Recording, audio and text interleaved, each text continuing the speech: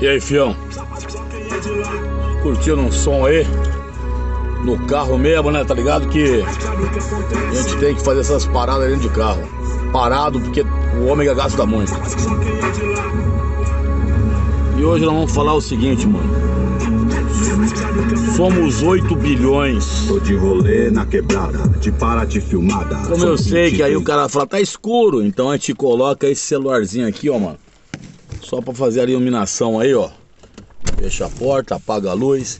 Você não vai ficar vendo se eu tô no escuro ou não. Então é o seguinte, fião. Somos 8 bilhões de habitantes no planeta. E a pergunta é, e daí?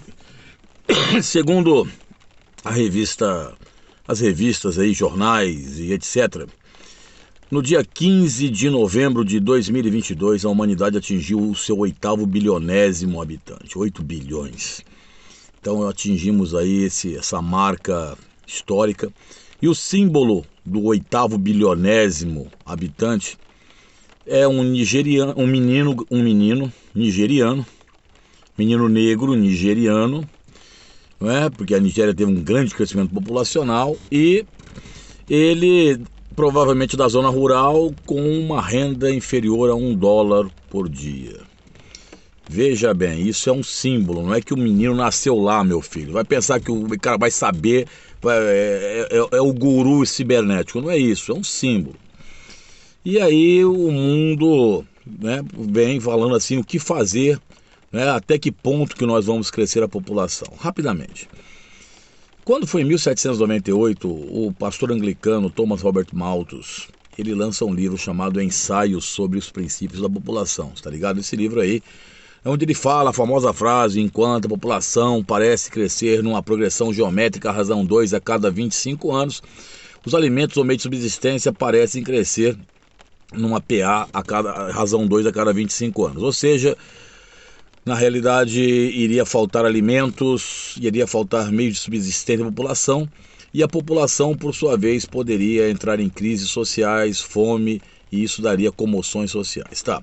Em 1800, a Terra atinge seu primeiro bilhão de habitantes.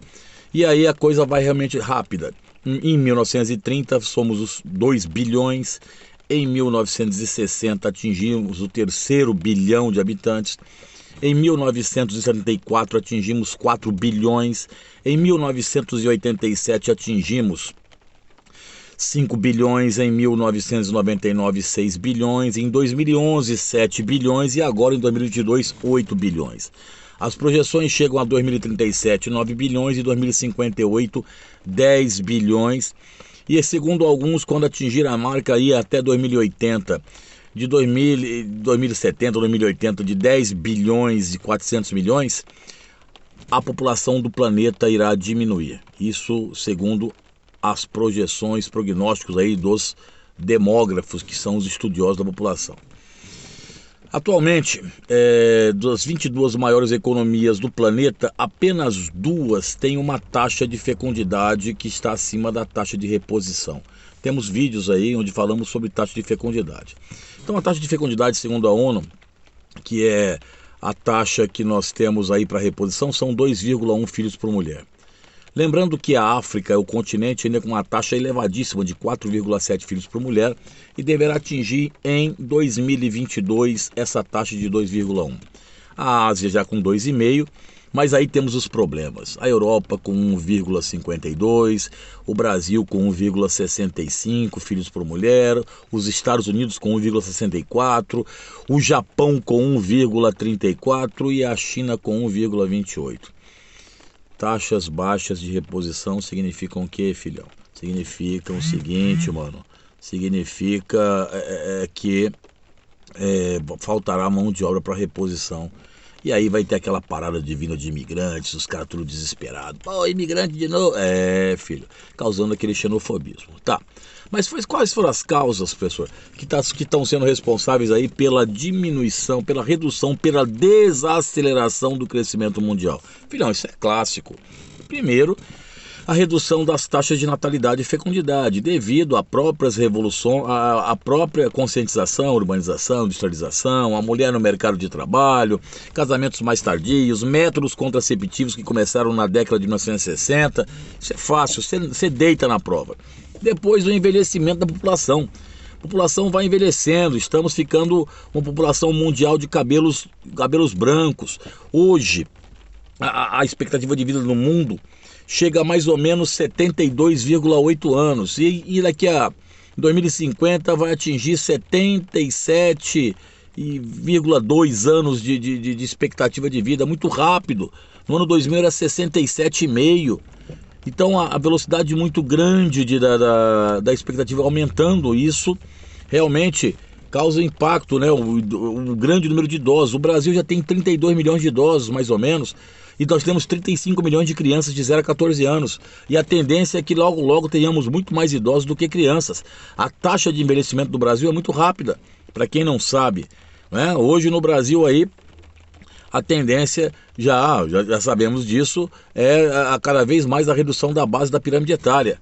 Outra situação que leva a toda essa redução, logicamente, é o fenômeno da macro-urbanização, a urbanização, né, pessoas vivendo cada vez mais em cidades. Então, veja bem, a China, que é um país aí que hoje disputa com a Índia quem tem mais gente, porque segundo alguns demógrafos, e principalmente em alguns estudos nos Estados Unidos, já a Índia superou a população da China. Então a Índia está com 1 bilhão 417 milhões e a China com 1 bilhão 412 milhões, mas também não vai mudar a sua realidade por isso. A China, quando ela foi na década de 80, no governo de Deng Xiaoping, ela fez uma política chamada política um filho por casal, que continuou até 2015 mais ou menos.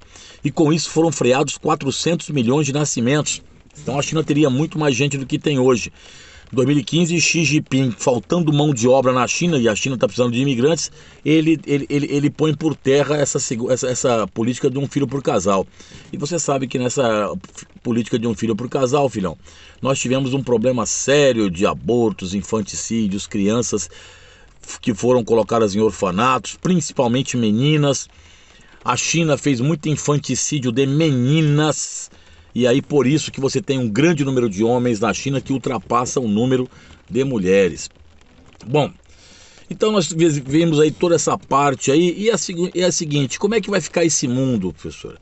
Porque segundo alguns, até quando chegar em 2050, as 61 maiores economias do mundo deverão ter redução populacional de 1% ao ano, inclusive o Brasil, 2050, né? Inclusive o Brasil em 2049 atingirá o seu ápice populacional e depois teremos redução de população. Ora, o que acontece com todo esse processo? Quais são as questões que se colocam aí no mundo odierno, no mundo atual? Primeira questão, logicamente, é a redução de crianças e adolescentes e, logicamente, economicamente falando, faltará mão de obra para reposição. Esses dias atrás, o primeiro-ministro do Japão falou uma frase famosa: agora vai. O que ele queria dizer com esse agora vai? O Japão está criando mecanismos para ver se a população tem mais filhos. E os mecanismos são o quê, filhão? Econômicos. Ninguém vai ter filhos só porque né? Vou ter filhos. Muitos casais hoje optam por não tê-los. E, logicamente, isso poderá causar problemas no futuro. Segundo a situação que nós temos, é o envelhecimento da população. E que vocês devem estar acompanhando aí na França as manifestações aí da população contra as reformas previdenciárias. Então disse hoje para aumentar o número de anos que o idoso trabalha. Mas meu filho, é o seguinte, não vai colocar numa prova para matar o idoso não, porque tem Locke embandeirado que acha isso não, filho. E outra coisa, o idoso ele não tem a mesma capacidade física de suportar igual um moleque de 25 anos. Então esses trabalhos têm que ser criados e serem bem pagos. Por que bem pagos, professor? Porque senão você não gera mercado consumidor, meu filho. Se liga, se você vai pagar uma miséria pro cara, você vai gerar um bando de miseráveis. Então você tem que gerar o quê? Um mercado consumidor realmente que possa gerar um poder de compra muito grande. E os idosos são esse poder de compra aí do futuro. Então, os idosos aí, as reformas previdenciárias, os novos tipos de emprego, né? E, logicamente, investimentos também na área da bioquímica e da saúde, né? Para que os idosos cheguem em idades avançadas melhores. Eu recebi esses dias atrás, ontem mais precisamente, um vídeo do governo canadense, né? Onde ele faz o seguinte: como serão os últimos 10 anos de sua vida? Aí ele coloca um idoso que faz atividade física e outro que não faz. O vídeo é pesado, mas conclama os idosos a entrar numa atividade física para levar o quê? Um período de sobrevida, um período de vida melhor mesmo, né? Vai aumentando a expectativa de vida e vai chegando de forma melhor nas idades mais elevadas. O terceiro problema que nós temos aí é essa macro-urbanização cada vez maior que está acontecendo no planeta, trazendo problemas sérios. O outro quarto problema seria a questão dos imigrantes, que vem aumentando cada vez mais o xenofobismo, haja vista na Europa. A Europa, que é o continente que recebe o maior número de imigrantes hoje no mundo. Então você já tem lá na Europa a questão da islamofobia, né? Justamente pela expansão do islamismo, por grande parte dos grupos fundamentalistas eles serem de origem muçulmana, e muitas vezes os europeus estão ficando mesmo sem emprego, porque os imigrantes, ao chegarem lá, se adaptam à Europa e acabam tomando os postos de trabalho justamente com salários mais baixos. E por fim, as pegadas, as pressões. A pegada é a pressão demográfica em cima dos recursos naturais, a pegada ecológica, a pegada hídrica e a pegada de carbono. Então, só para você ter noção, nessas questões de pegadas, essa pressão demográfica, teremos que readequar padrões de consumo e, só para lembrar vocês, que o mundo tem uma coisa chamada biocapacidade. E nós, nessa biocapacidade do mundo, que hoje chega a 1,8 hectares por habitante, o mundo hoje já consome 2,7 hectares por habitante, que já está acima do padrão. Lembrando que somente China e Estados Unidos, China 24% e Estados Unidos 18% do consumo mundial. Dois países consomem praticamente metade dos recursos, né, que são produzidos no mundo. Então, filhão, 12 minutinhos, 13. Se você não tiver tempo de ouvir isso, né? Reduzimos aí a parada. Então a noite está iluminada, né? Tô inspirado, ando sozinho, Deus está do lado. Então, filhão, eu sei que você não chegou aqui, que você não vai dar like, muito menos se inscrever no canal. Mas tamo junto, filhão. Já Elvis. Enquanto é alguma encruzilhada, se acende vela. Na igreja os crentes faz vigília pra se salvar. Ansiedade à espera de Jesus quando voltar. Em frente um bar tá lotado. Fim de carreira, vários tio embriagados.